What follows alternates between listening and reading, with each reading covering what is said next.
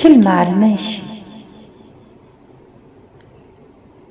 خليك عارف دايما ان محدش بيجتمع على حب حد، بس خلينا متفقين ان في ناس في حياتك ممكن تستكتر عليك نعمة ربنا مديهالك، او ميزة ربنا ميزك بيها، او حاجات كتيرة قوي.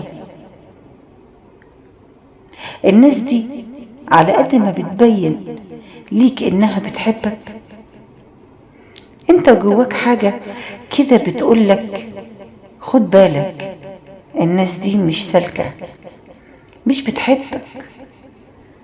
جواك جرس بيرن علشان ينبهك ويقولك خد بالك. وقتها بتسأل نفسك السؤال المعتاد: طب مش بيحبوني ليه؟ طب بيتقربوا مني ليه؟ ليه عاملين حبايب؟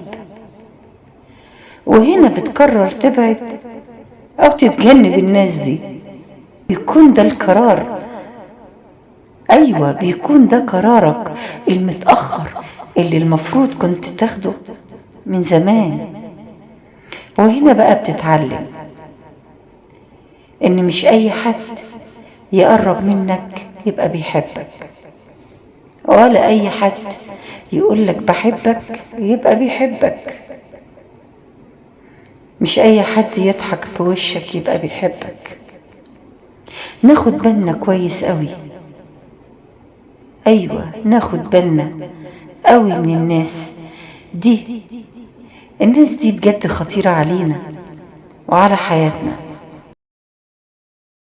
اللهم لا تبتليني بحب من لا يستحق، ولا تجعلني ابتلاء لقلب من يستحق.